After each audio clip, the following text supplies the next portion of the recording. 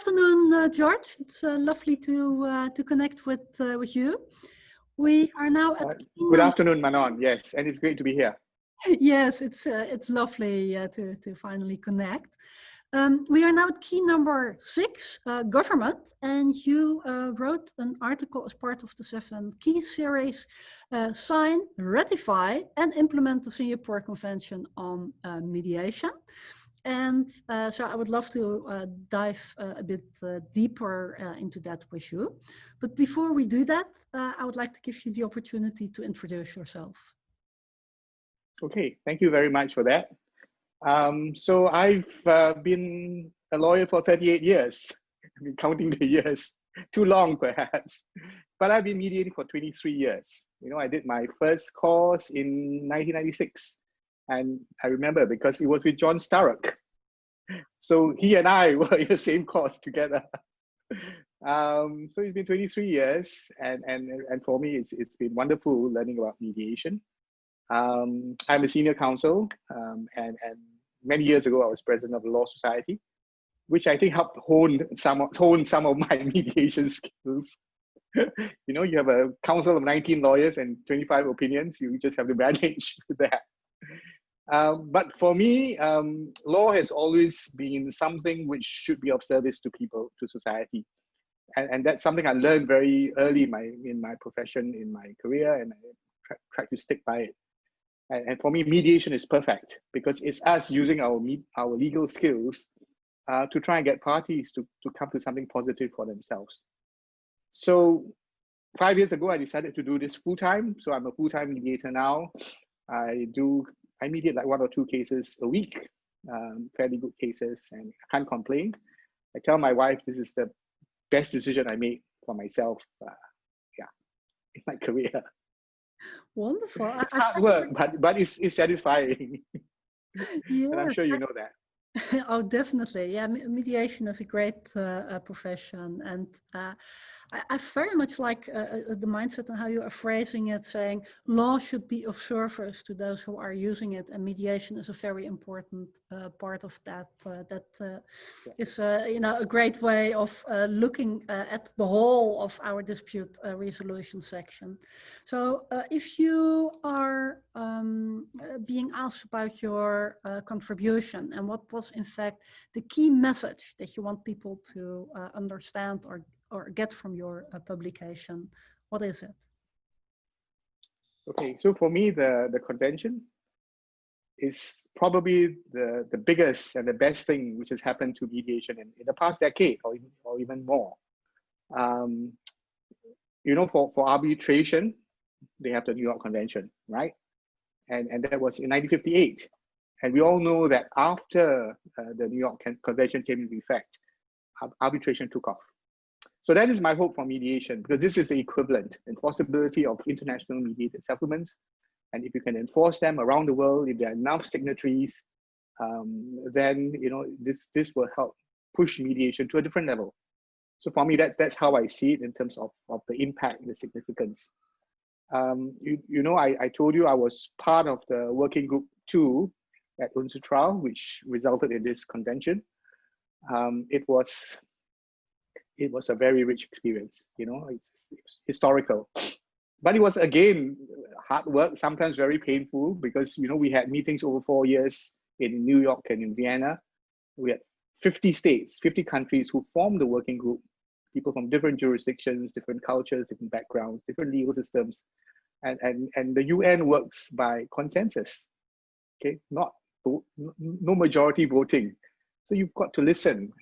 For me, it was like a giant mediation. You got to listen and you could identify people's interests. And the interests could be legal, economic, social, many interests. And people don't tell you their interest, right? Just like in a mediation, you've got to sort of listen carefully, do your active listening, and then meet separately. And our private sessions are like lunches and dinners where you meet different groups and you try and come to consensus.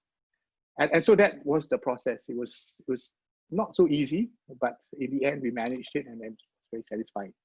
But for me, the significant thing was that, if you had told me, if you asked me how many countries would sign on the first day, which was 7th of August last year, If you told me 10 countries would sign, I would be very happy. And I think many of those in the delegations that would have been very happy, but we had 46. 46 countries signed on the first day. And for me, that is huge, because of the countries that signed, it was comprised the US, China, India, and many other countries. But the three big countries signed, and that to me represents more than half the world's population. And that's what I said in my article, because, you know, for the first time, or maybe not for the first time, for the rare occasion, you have three huge trading partners coming together, signing a document like this. So the interest in mediation is there. And since then, since 7th of August, 7 other countries have signed. So we have 53 now, and we have 5 ratifications. Belarus just ratified a couple of weeks ago. And the instrument will come into effect on the 12th of September this year. So that augurs well, not just for the convention, but for me, for the mediation world. It means on the ground, there is a lot of interest, and people can see the need for mediation to resolve disputes around the world. So for me, that was what I was trying to say in my article. And maybe to round off, though, the significance to business, I mean, the use of mediation will contribute towards greater global trade. I think this is recognized at the ground and by governments, by countries. And for us in the mediation world, the fact that we now have 53 governments signing it is a chance for us to work with governments to promote mediation all over the world. So that was my message, because previously, you know, many of us, you try and promote mediation on your own, through small groups, through talks, whatever. But now you have a chance to work with your government. And for me, that is the difference. Oh, beautiful. So you are saying the Singapore Convention, in fact, is a landmark accomplishment, because it is, you know, involving more and different stakeholders, including the government and from all over the world. And half of the population already signed it from the outside. Right, precisely. Yeah, so it's momentous. Yeah, exactly. I think it's something which we all should be proud of. Yeah, absolutely. So you said something about the UNCITRAL working group too, and that there were 50 different countries, but all different legal systems and structures, and that it was a challenging process at times. And you, in fact, compared it with mediation. So who mediated it, and how did you mediate that? Okay, so the working group elected Singapore to chair the session. And it was not me, but one of my colleagues from Singapore, Natalie Maurice Sharma. She has to take a very neutral stand, you know? So it's like being a mediator.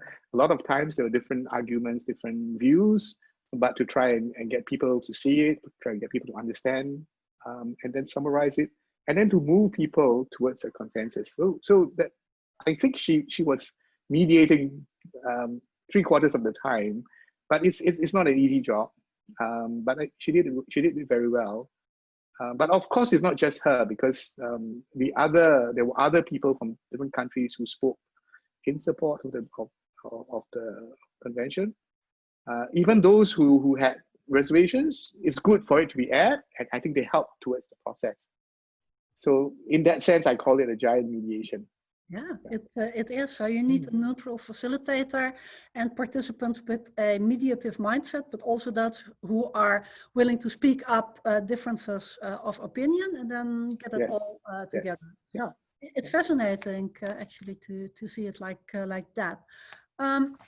The other question that I have is that, so sometimes you hear from people, why do we need a convention on the settlement agreements in mediations, because it's all voluntary, or, you know, participants only sign a mediated settlement when they all agree, so you don't need to enforce it. What would you say to them? Okay, so we get this question quite a bit. So I think for those of us who are mediators, we will know that if you structure a settlement agreement well, if you make sure that the parties understand their obligations, and have the capacity to comply, most of the time there will be no problem with enforceability, right? But there is a fraction, there is a small fraction of cases where problems may arise after the settlement agreement, and I've experienced that.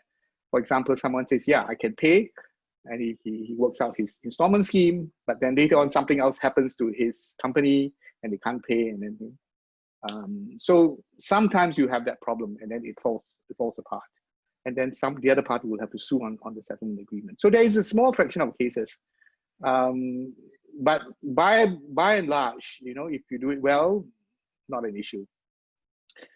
But you know, when we go around to businesses and companies and we ask them to mediate, and I've been doing this for many years on behalf of the Singapore International Mediation Center, this is the question they will ask you. You look, you know, can I enforce it? And it's a fair question, right? Because if you have a contract, you want to know whether I can enforce it. And if you tell them, no, you can't, then they'll tell you, sorry, I'm not going to mediate. You know, I already have one agreement with this chap. He's breached it. You want me to come to mediation, have another agreement, and if he breaches it, I can't do anything. I've got to start all over again, go to his country and sue him. So that is the problem we face in the mediation world. And now with this convention, I think you tell people it's enforceable. First, you have teeth. All right. So if something goes wrong, it can be enforced. There's certainty there. But the other benefit, as I see it, is it brings people to the table. That is a value in itself, because you know, people who would otherwise not mediate will come around. Yes, I'm prepared to do so. And this is the experience we have now, because since the convention, there has been so much interest. And I've been traveling, I've been giving talks and making presentations in China, India, Korea, Japan, in Southeast Asia, and there is a lot of interest. India is a perfect example. You know, my Indian mediator friends say, look, for so many years, it was quite difficult to move mediation to a different level. But now the government has signed it. And now they're working on an Indian Mediation Act, which will really implement mediation at the ground level, so that ordinary people benefit from it. And for me, that is the value of mediation. It's access to justice for a lot of people who don't have the capacity to go through a long, big fight, a long dispute. So this is the benefit. I mean, enforceability definitely is important, but the other value is that it brings people to the table. Yeah. Beautiful. So you're saying through offering the certainty that it is enforceable just in case it would be necessary, that is very helpful, because it gives more confidence into the tool. It is also a type of professionalization of a mediation. And it is also stimulating participants to really take part in a mediation, and governments to pick up mediation. So it is all in all what, in fact, the New York Convention did for arbitration, the Singapore Convention can do for mediation. Hopefully. We live in hope. Yes. It gives us hope. Yeah. Yes, there's a big opportunity to have that done. So not all countries have ratified the Singapore Convention on Mediation. Are there parts of the world or specific countries that you would like to shout out to?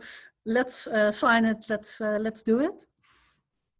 Okay, so let's be fair. It will take a while for the convention to come into effect. I mean, the New York Convention is what, 1958 now. So it's been many years, 60, 70 years, right? It's taken quite a while. And they started with 10 signatories, as I understand it. We've started off with 46. But it will take countries time to get the domestic legislation in place and in order for them to ratify. So for us to have 5 ratifications since August, it's not bad. It's not bad. And I think it will pick up. Unfortunately, because of COVID-19, things have come to a slow down, all right? Because, you know, a lot of this, you have to get the attention of the governments. It has to be on the national agenda. But right now, there's only one item on the national agenda, and rightfully so. But it's been very difficult to get governments to say, hey, you know, you've signed, you should ratify, or maybe you should sign. although some countries are doing that, you know, I mean, like I told you, Belarus just ratified and Ghana just signed. So it will be a process, okay? Bigger countries and democracies take longer as well because they have to consult more. So my friends in Canada, Australia say, look, you know, they need time. UK had Brexit on its mind. We couldn't get it on the agenda, but I think they are considering it now.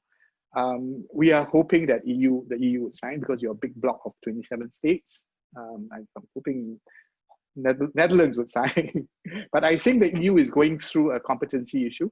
I understand there are discussions as to whether or not it's everybody signs or different states can go on their own. So we need to give people time, and we need to understand that some countries may take longer, but we're fine. I mean, I think this will come to fruition at some point or other, but we all do need to do our part. So yeah, I'm hoping the EU will sign, Australia, Canada, UK, because these are the countries which have actually been promoting mediation, where mediation is very acceptable, very much a part of the dispute resolution scene. So, yeah.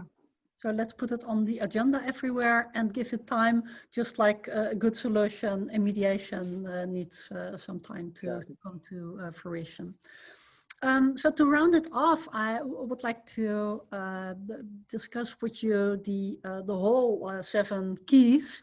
Were there specific publications or some ideas that were launched, or maybe the entire 7 keys that sparked your particular interest?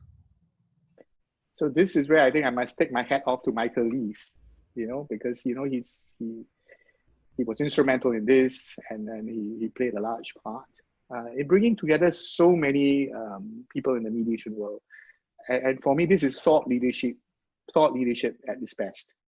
Okay, getting the people who are involved in mediation to come up with ideas, creative, out-of-the-box ideas. So I am really pleased that this has happened.